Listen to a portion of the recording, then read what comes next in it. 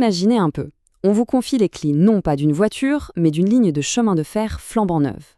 Un système ultra complexe qui vaut des millions et dont le cœur est entièrement numérique. La grande question c'est, comment savoir si on peut appuyer sur le bouton On en toute sécurité? C'est tout l'enjeu de ce qu'on va voir ensemble, la remise des clés du cerveau d'une ligne ferroviaire. Voilà, c'est ça le problème de fond. Une entreprise livre un système digital d'une complexité folle. Et là, l'exploitant, celui qui va gérer la ligne, est sur le point d'en prendre la responsabilité. Et avec elle, la sécurité de milliers et de milliers de voyageurs. Les enjeux sont juste énormes. Alors, comment on fait pour établir la confiance? Comment on garantit la sécurité avant même que le premier passager ne mette un pied dans le train?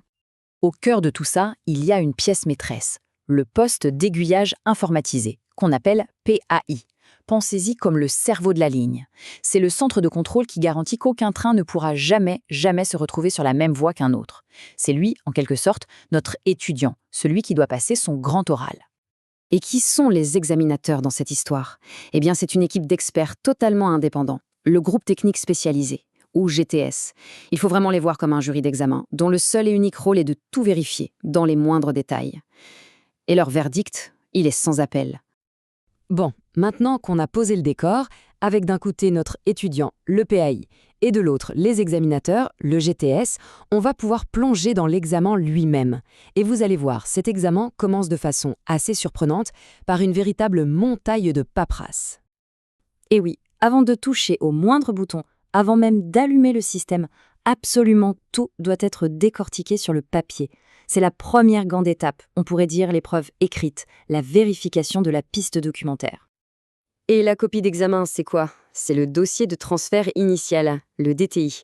Et attention, on ne parle pas d'un petit fascicule, c'est un truc énorme, une collection de tous les documents du projet, des premiers croquis au dernier rapport de test. Et le premier boulot du GTS, c'est simple, tout lire, de A à Z. Alors, qu'est-ce qu'on trouve là-dedans concrètement? On a les plans as-built, c'est-à-dire qui montrent comment le système a été réellement construit, pas juste sur le papier. On y trouve aussi tous les dossiers des essais, les certifications de chaque pièce, les manuels d'utilisation et même une attestation de l'entreprise qui jure sur l'honneur que tout est conforme. Bref, c'est la totale. Et pour bien se rendre compte du niveau de détail, c'est juste hallucinant. Quand on parle de plan as-built, ce n'est pas un seul plan, non. On parle du plan de passage de chaque câble, des schémas d'isolation des voies, de la disposition du matériel dans les armoires, et ça va même jusqu'au CD-ROM d'installation du logiciel. Et ce qu'on voit là, ce n'est qu'un tout petit extrait. Il y a plus de 36 types de documents comme ça. Ça nous amène à la règle d'or du GTS, qui est parfaitement résumée ici. Si ce n'est pas documenté correctement, cela n'a pas eu lieu. C'est aussi simple que ça. Si un élément n'est pas écrit noir sur blanc, avec une précision chirurgicale, alors pour eux, c'est comme s'il n'avait jamais existé. C'est absolument non négociable. Ok, une fois que cette montagne de documents a été validée, ce n'est pas fini. Loin de là, on passe à la pratique. C'est l'heure de l'épreuve des tests, directement sur le terrain. Pour ces tests, il faut voir ça en deux grandes étapes. D'abord, il y a les essais statiques. Là, on oublie le train pour l'instant, on vérifie chaque pièce du puzzle, une par une. Est-ce que ce câble est bien connecté? Est-ce que ce signal s'allume comme il faut? Et ensuite seulement, on passe aux essais dynamiques. Et là, c'est l'épreuve du feu. On fait rouler un vrai train pour voir si toute la machine fonctionne en parfaite harmonie. Et quand on dit méticuleux pour les essais statiques, le mot est vraiment faible. On parle de vérifier la position au millimètre près de chaque signal, de tester l'isolation et la continuité de chaque fil à l'intérieur des câbles, de s'assurer que dans le local technique, chaque bouton, chaque écran réagit exactement comme prévu. C'est vraiment chaque pièce du puzzle qui est passée au crible. Alors, comment ça se passe un essai dynamique? C'est une véritable chorégraphie. Le train d'essai est en place, au centre de contrôle, l'opérateur lance un itinéraire. Instantanément, des observateurs dans le train vérifient que le signal de départ s'ouvre bien. Le train avance et tout le long, il confirme que chaque aiguillage est bien dans la bonne position. Pendant ce temps, au contrôle, on vérifie que le train apparaît bien sur les écrans, au bon endroit. Et le plus fou, c'est qu'il faut recommencer ce processus pour chaque itinéraire possible du système, un par un. Bon, la documentation a été épluchée. Les tests sur le terrain sont terminés. Alors, quelle est la suite? Eh bien, c'est le moment de vérité. L'heure du verdict final du GTS sur la sécurité de l'installation.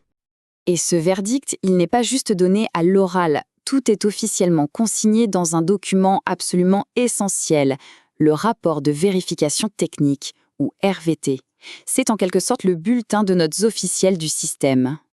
Dans ce bulletin, ce qui est crucial, c'est de savoir quel type d'erreur a été trouvé. Il y a 2 catégories de non-conformité. D'un côté, les non bloquantes, c'est un défaut, mais qui ne met pas en danger la sécurité. On peut quand même démarrer l'exploitation, à condition de le corriger plus tard. Mais il y a aussi les non-conformités bloquantes, et là c'est le carton rouge. C'est une faille critique de sécurité. S'il y en a ne serait-ce qu'une seule. Eh bien, tout s'arrête, net. Le processus de passation est gelé sur le champ. On ne discute pas. Il faut corriger la faille, puis repasser les tests. La règle est absolue. Tant que la moindre non-conformité bloquante existe, le système n'est pas certifié et ne sera jamais ouvert au public. 0 exception.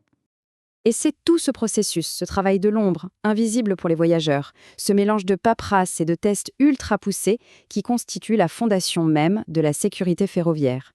C'est la garantie silencieuse derrière chaque voyage qui se déroule sans le moindre problème. Du coup, la prochaine fois qu'on montera dans un train et que le trajet se passera parfaitement bien au point qu'on n'y prête même pas attention, ça vaudra peut-être le coup de se poser cette question. Derrière cette apparente simplicité, quels autres gardiens invisibles, quelles autres vérifications méticuleuses ont travaillé dans l'ombre pour rendre tout ça si fluide et surtout si sûr ?